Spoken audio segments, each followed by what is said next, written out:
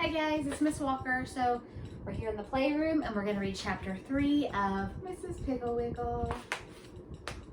All right, the answer backer cure.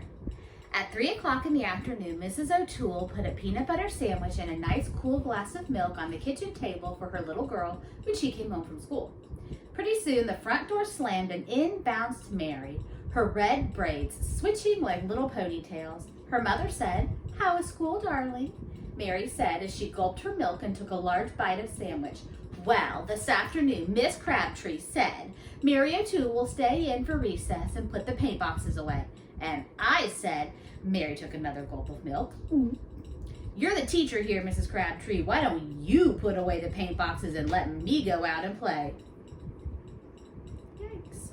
Everybody in the whole room laughed but mean old Miss Crabtree, and she sent me into the cloakroom. It's like a closet. Mary took another large bite and looked up at her mother expectantly to see if she would appreciate how smart she was.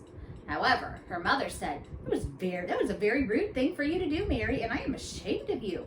When you finish your sandwich and your milk, you had better go up to your room and stay until dinner. You can concentrate on how rude you were to nice Miss Crabtree." Mary pulled her mouth down at the corners, squinted up her pretty brown eyes, and said, "Why should I?"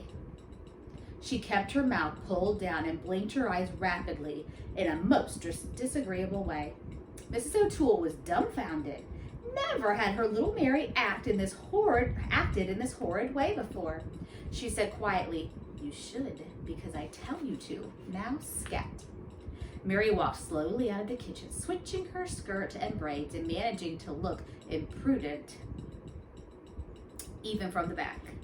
When she had reached the top of the stairs, she called down to her mother, "I'm going because I want to, not because you tell me to," and dashed into her room and banged the door.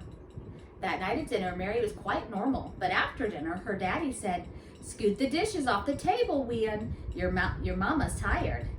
But his dear little Wean, instead of jumping up and doing what she was told, pulled her mouth down until she looked like a sad jack-o'-lantern, squinting up her eyes and said, "I'll do it because I want to, but not because you tell me to. Anyway, you eat here. Why don't you clear the table?" She blinked her eyes rapidly. Her father looked as though he might be going to give her a spanking, but then he noticed that it was time for the news. So instead, he went into his study, turned on the radio, and lit his pipe. Mary did clear off the table, and she dried the dishes, but she kept blinking her eyes and muttering. The next morning, her mother said, "Please hurry with your breakfast, Mary. The children are waiting, and you'll make them late for school." Mary pulled her mouth down and began blinking. She said, "I'm the one that's eating this breakfast, madam." She pronounced it matam.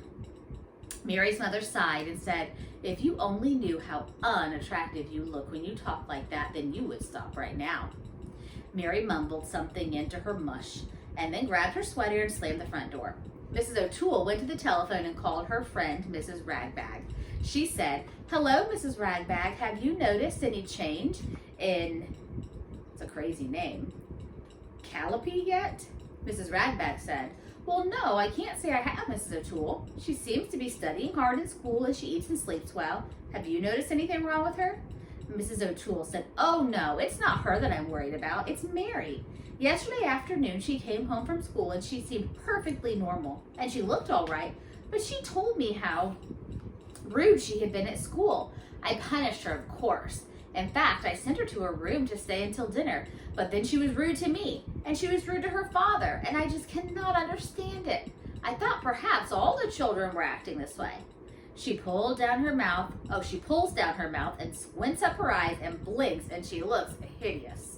Mrs. Ragbag said, "Oh, I am sorry, Mrs. O'Toole, because Mary has always been such a dear little girl. I don't know what to suggest. Why don't you call Mrs. Keystop? You know what a problem her little Chucky is. She should have some ideas." Mrs. O'Toole said, "Thank you very much, Mrs. Ragbag. I will call Mrs. Keystop right now."